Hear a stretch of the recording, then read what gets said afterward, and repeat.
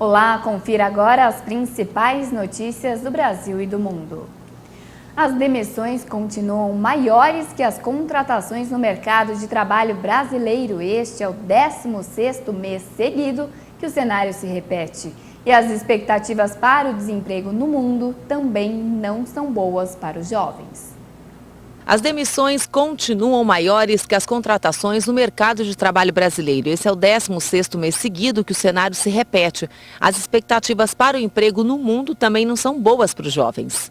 Somente em julho, o Brasil fechou quase 95 mil vagas com carteira assinada. Os setores que mais demitiram foram os de serviços, a construção civil e o comércio.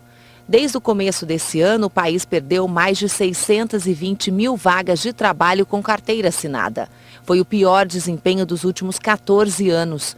Os cortes vão continuar enquanto o país não superar a crise política e a confiança for retomada. Mas o problema do desemprego não afeta somente o Brasil.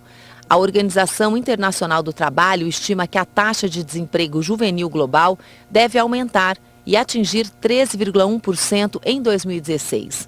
Com isso, o número de jovens desempregados no mundo deve aumentar em 500 mil este ano e chegar a um total de 71 milhões. E com a crise econômica, os brasileiros estão usando mais serviços públicos. A mudança foi constatada em uma pesquisa da Confederação Nacional da Indústria. O aumento do uso de serviços públicos se deve ao desemprego e às incertezas da economia. Para economizar, a população tem buscado alternativas mais baratas. Segundo o levantamento da CNI, 48% dos brasileiros passaram a usar mais o transporte público. A pesquisa mostra também que 34% deixaram de ter plano de saúde e 14% mudaram os filhos da escola privada para a pública. Entre os pesquisadores, 67% disseram que estão com dificuldades de pagar as contas ou as compras a crédito. Outra mudança notada foi com relação ao consumo.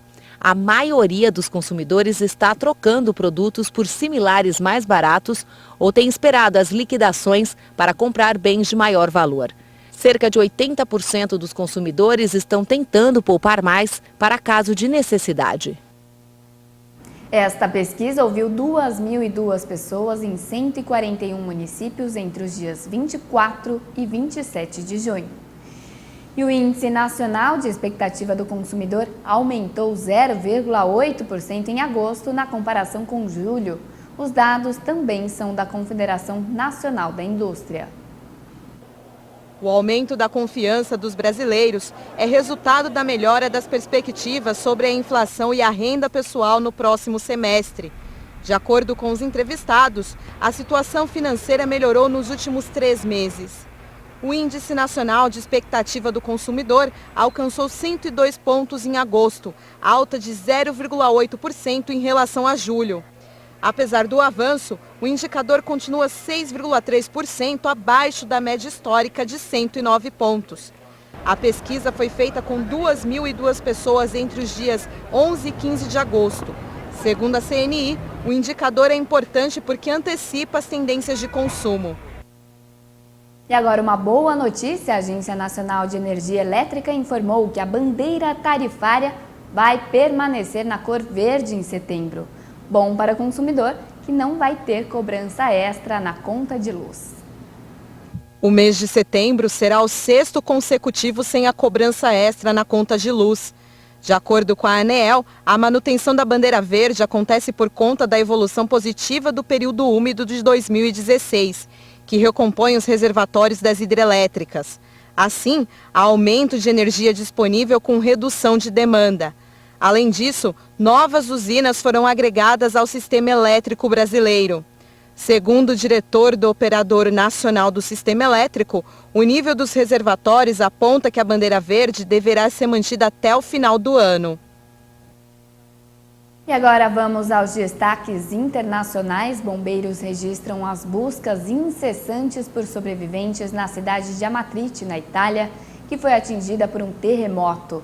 A Itália declarou o sábado dia de luto nacional para a realização dos primeiros funerais. As horas e até os minutos podem ser decisivos. Em meio aos escombros, os bombeiros se apegam a um fio de esperança para encontrar sobreviventes. Na antes tranquila cidade histórica de Amatrice, na Itália, o que se ouve agora é o barulho das escavadeiras. Tanto no frio da noite quanto sob o calor sufocante do dia, os socorristas escavam sem parar sob as montanhas de pedra e destroços. Apesar das chances reduzidas, as equipes de resgate usam equipamentos modernos com o objetivo de encontrar um sinal de vida. A Itália declarou o sábado dia de luto nacional, quando serão realizados os primeiros funerais de 50 vítimas do terremoto em Arcata del Tronto, uma das 3 aldeias arrasadas pelo forte tremor. As bandeiras serão hasteadas a meio mastro em todo o país. Até agora, pelo menos 267 pessoas morreram na catástrofe. Ainda há dúvidas sobre o número de desaparecidos, já que nestes povoados turísticos a população triplica no verão e é difícil estabelecer quantas pessoas estavam presentes no momento da tragédia. Pelo menos 11 policiais morreram e outras 70 pessoas ficaram feridas em um atentado com carro-bomba contra uma sede policial no sudeste da Turquia. A ação foi atribuída aos rebeldes curdos por uma agência pró-governo. Um atentado destruiu nesta sexta-feira o quartel-general das forças antidistúrbios em Sisi, no sudeste da Turquia. Policiais morreram e várias pessoas ficaram feridas. As informações são da agência pró-governamental Anatólia, que atribuiu o ataque aos rebeldes curdos do Partido dos Trabalhadores do Kurdistão, em guerra com o poder central. O carro-bomba explodiu a 50 metros do edifício em um posto de segurança. O atentado foi registrado 2 dias depois da entrada de tropas turcas no norte da Turquia como parte da Operação Escudo de Eufrates contra o grupo jihadista Estado Islâmico e as milícias curdas da Síria. Desde julho de 2015, quando acabou o cessar-fogo entre o governo e o PKK instaurado em 2013, os atentados curdos deixaram dezenas de mortos entre as fileiras policiais e militares. E um dia após o sequestro e morte do vice-ministro do interior boliviano Rodolfo Illanes, o presidente da Bolívia, Evo Morales, decretou um período de luto de 3 dias. Declarando profunda dor pelo ocorrido, Morales disse que não enxerga nenhuma demanda social no movimento responsável pela morte do político. O presidente da Bolívia, Evo Morales, reforçou nesta sexta-feira a postura sobre a morte do vice-ministro do interior, Rodolfo Illanes, sequestrado e assassinado por mineradores em protesto. Depois de se reunir com o gabinete, Morales declarou luto nacional por 3 dias, mas sem a suspensão das atividades. Expresso à família e ao povo nossa profunda dor pelo que vive a população. O vice-ministro de 56 anos foi sequestrado na quinta-feira, quando chegava ao povoado de Panduro, onde um grupo de mineiros cortava caminho durante um protesto contra a nova lei que permite a formação de sindicatos dentro de cooperativas. Ali foi sequestrado, torturado e morto. O corpo só foi localizado à noite, enrolado em um cobertor perto da estrada que liga Oruro a La Paz. Segundo os médicos, a morte ocorreu por derrame cerebral e traumatismos no tórax. O que vejo e sinto é que nesta mobilização da FEM-Comim havia uma conspiração política e não havia nenhuma demanda social do setor. Até agora, cerca de 120 pessoas estão presas. A Federação Nacional das Cooperativas Mineradoras levantou os bloqueios e não se pronunciou sobre o assunto. O Parque Nacional de Gorongosa, em Moçambique, foi fundado a partir das doações de um cidadão americano.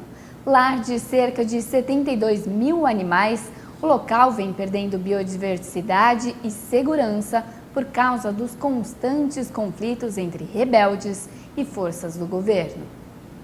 Nos últimos 10 anos, depois de quase 2 décadas de guerra civil, o Parque Nacional de Gorongosa, em Moçambique, começava a se recuperar. Mas agora, enquanto a guerrilha atravessa o país, a biodiversidade está novamente em perigo. Quando é assim, o Parque Nacional de Gorongosa também é um alvo. Na medida em que as comunidades passam a não ter condições desejáveis para produzirem o suficiente, este é um facto. O local é o lar de mais de 72 mil animais, protegidos por 150 agentes e uma equipe de cientistas. Elefantes e antílopes perambulam por ali, graças a um projeto de restauração criado pelas doações de um americano. Mas apesar das reservas do parque, existe o risco de que os conflitos joguem tudo por terra.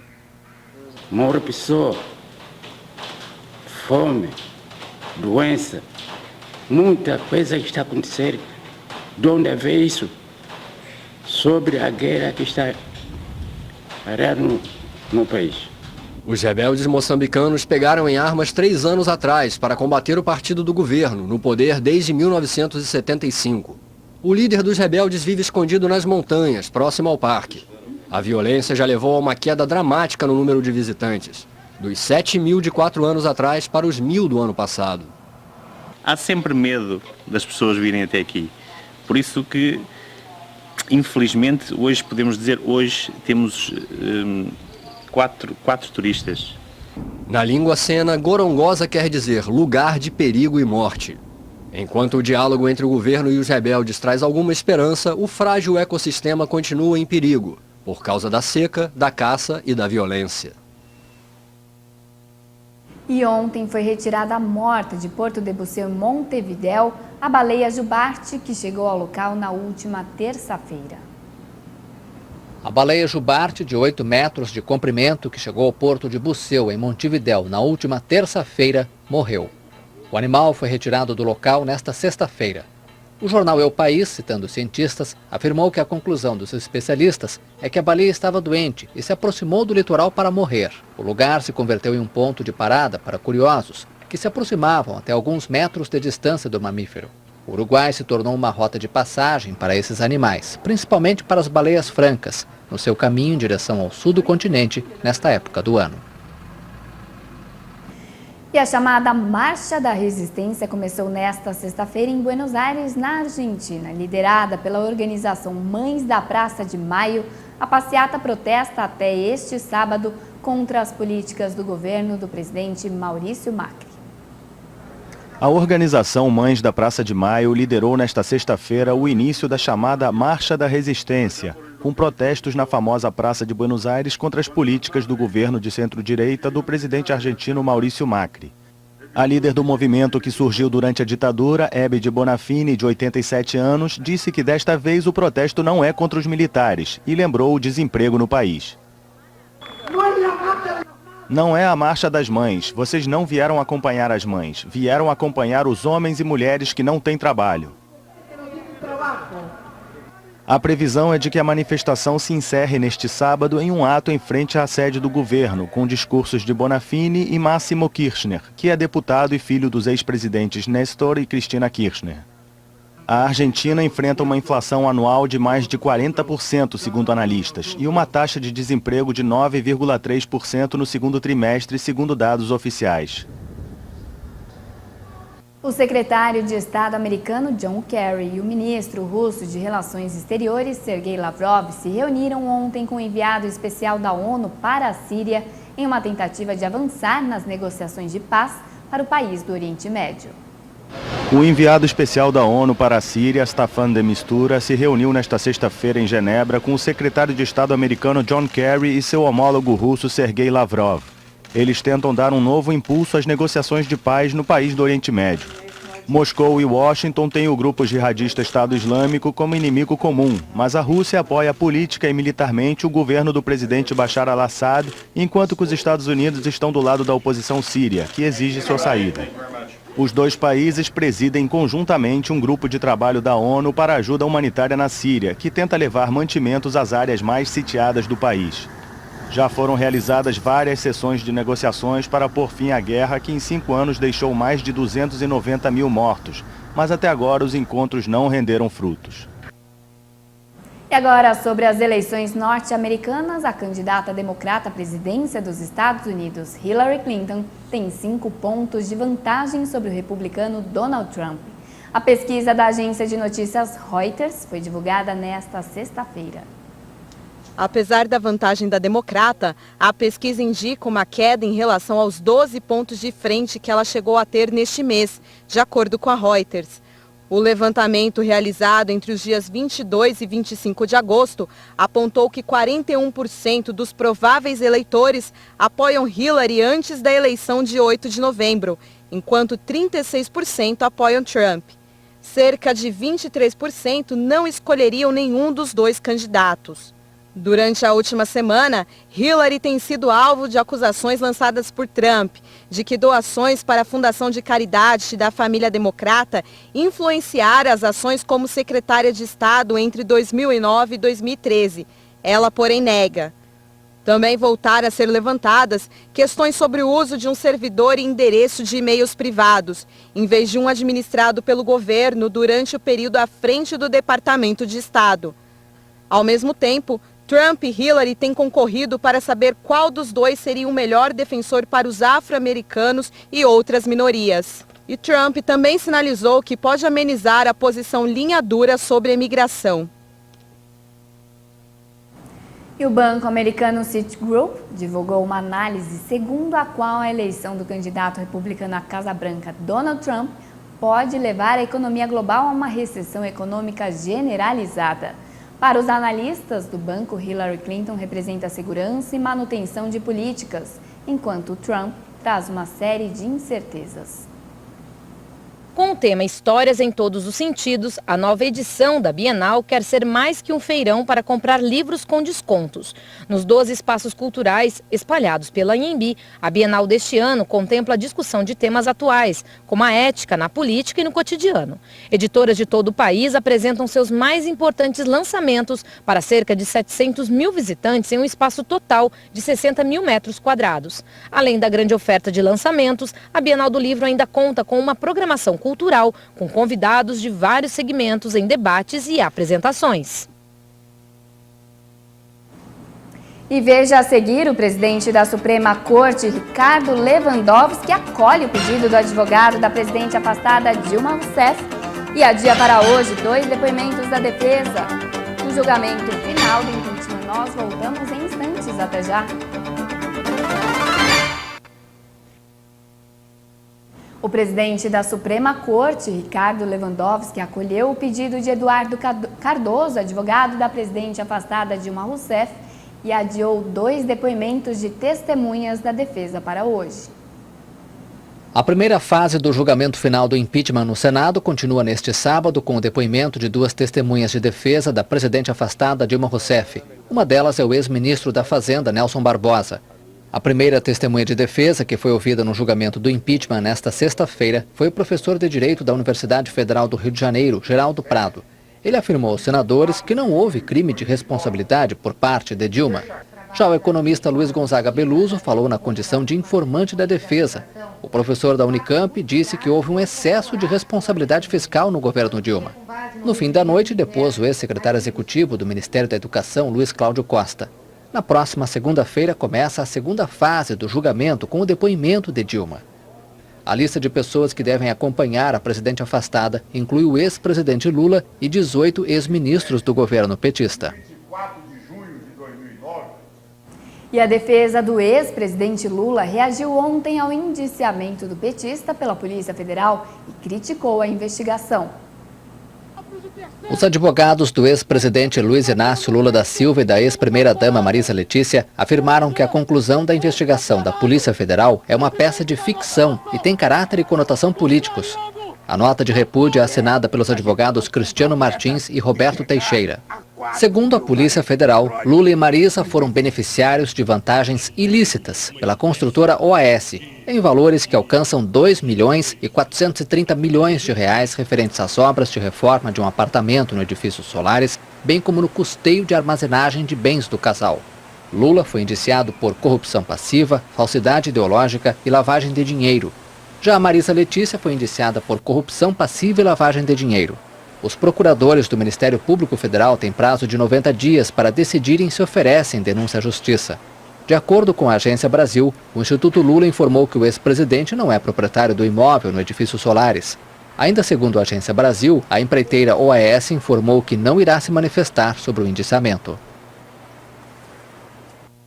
Réu na Lava Jato, ex-senador Gin Argelo do PTB negou que tenha pedido propina para empreiteiros investigados na operação para que eles não fossem convocados para a Comissão Parlamentar Mista de Inquérito, a CPMI da Petrobras, em 2014. Argelo foi interrogado pelo juiz Sérgio Moro em Curitiba ontem e disse ser alvo de vingança. O ex-senador chegou a chorar durante a oitiva. Eu nunca tinha passado por isso. Ô, gente, então você tem quase 5 meses preso? Tem, excelência. Eu sempre o senhor vai falar, gente, você é maluco. Não sou, não. Eu sempre apoiei a Lava Jato e continuo apoiando. Você é doido? Não sou. Porque eu não sou desonesto. Eu não sou... Desculpa, eu queria falar para o senhor isso. O senador está preso desde abril, quando a 28ª fase da Lava Jato foi deflagrada. Ele responde por corrupção passiva, concussão, lavagem de capitais, organização criminosa e obstrução à investigação. A Lava Jato afirma que há indícios de que ele solicitou vantagem indevida para evitar que os empreiteiros fossem chamados para depor nesta CPMI. E a Justiça Federal em Curitiba decidiu manter o bloqueio dos bens de Eduardo Cunha e de sua mulher, Cláudia Cruz. Com a decisão, ficam indisponíveis ações, imóveis e até mesmo carros do casal. A Justiça atendeu ao pedido do Ministério Público Federal na ação que apura se Eduardo Cunha recebeu propina quando a Petrobras comprou um campo de petróleo em Benim em 2011. Segundo as investigações, dos 34 milhões de dólares pagos pela estatal, 10 milhões foram depositados na conta de uma empresa offshore para serem distribuídos em forma de propina. A suspeita da força-tarefa da Lava Jato é de que a maior parte do dinheiro tenha ido parar em contas de Eduardo Cunha. Os bens dele e da esposa foram bloqueados em 14 de junho. A defesa tentava suspender a medida, alegando que a 6ª Vara Federal de Curitiba não tem competência para julgar o caso, devido ao foro privilegiado do deputado afastado, e alegaram não haver provas do recebimento de propina e do enriquecimento ilícito com recursos da Petrobras. Pela decisão, também seguem bloqueados os bens de Jorge Luiz Zelada, ex-diretor internacional da Petrobras, também de João Augusto Rezende Henriques, apontado como operador do esquema, e de Idalécio de Castro Rodrigues de Oliveira, dono da empresa que vendeu a participação no campo de petróleo no Benim para a estatal. E o ex-prefeito do Rio, César Maia, foi condenado pela Justiça do Rio de Janeiro e pode perder direitos políticos por 5 anos. Ele é acusado de improbidade administrativa. O atual vereador César Maia foi julgado em um processo que denuncia a contratação de um escritório de advocacia sem licitação e com verba pública. O escritório é chefiado por um cunhado do ex-prefeito. Além de perder os direitos políticos temporariamente, Maia também pode ter que pagar multa civil de R$34 mil. Em nota, o advogado de defesa, José Roberto Sampaio, afirma que a decisão não acarreta a cassação do mandato. Segundo ele, a condenação só implicaria na perda de função. A defesa disse que vai recorrer da decisão. As eleições municipais estão chegando e o Ministério Público Eleitoral registrou mais de 5 mil candidatos ficha suja para disputar as vagas na administração pública das cidades. Em todos os estados do país foram identificados 5.179 candidatos fichas sujas às eleições aos cargos de prefeito, vice e vereadores de outubro. O balanço parcial foi feito a partir do cruzamento de informações dos tribunais de conta, conselhos profissionais e do judiciário. O estado de São Paulo lidera o ranking dos candidatos ficha suja nas eleições, com 1.420 políticos com irregularidades nos registros, seguido por Minas Gerais com 640 e Paraná com 476. Os dados levam em conta os mais de 488 mil registros de candidaturas recebidos pela Justiça Eleitoral. E olha só, o presidente do Tribunal Superior Eleitoral, o ministro Gilmar Mendes, disse que pediu reforço das Forças Armadas durante as eleições no Rio. A Baixada Fluminense é o local onde vem acontecendo o maior número de casos de violência contra políticos candidatos às eleições municipais em todo o país. Segundo Gilmar Mendes, dos 20 casos registrados no país até agora, 11 foram na Baixada Fluminense, o que, segundo ele, seria o motivo da visita que fez ao cartório eleitoral de Duque de Caxias. O ministro disse ainda que o órgão acompanha com preocupação a questão do financiamento indevido de campanha. Este será o primeiro pleito desde que o Congresso decidiu no ano passado novas regras, como a que proíbe a doação de dinheiro de empresas e que fixa um teto para os gastos. Gilmar Mendes informou que a questão do Caixa 2 e possíveis manipulações de recursos, assim como o uso indevido da publicidade, também são acompanhados pelo Tribunal Superior Eleitoral. E ainda falando de violência, a pedido do governador do Rio Grande do Sul, José Ivo Sartori, o presidente interino Michel Temer vai enviar parte da Força Nacional a Porto Alegre para ajudar a combater a violência na região metropolitana de Porto Alegre. Ontem, em reunião em Brasília com Temer, Sartori pediu também a construção de uma penitenciária federal no estado. Segundo Sartori, Temer deve enviar cerca de 200 integrantes da Força Nacional. Muitos trabalharam na Olimpíada do Rio de Janeiro.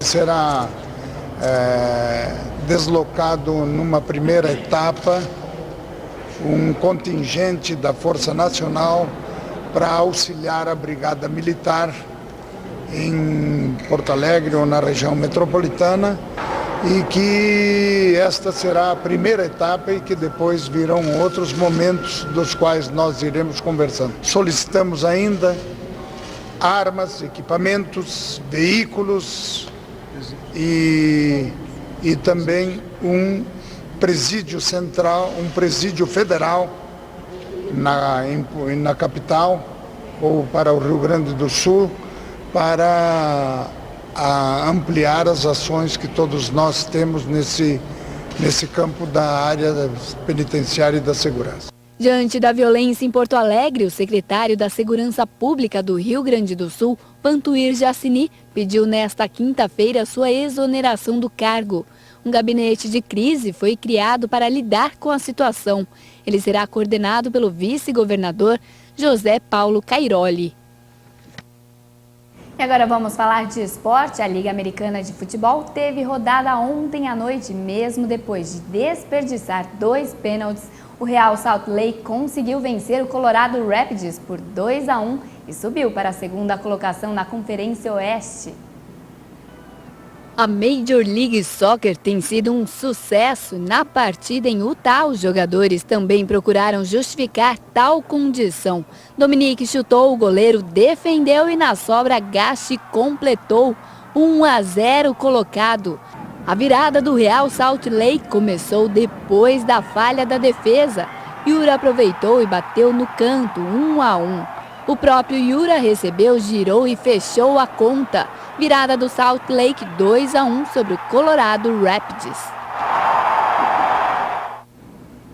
Bom, essa edição termina aqui. Você acompanha outras informações ao longo da nossa programação.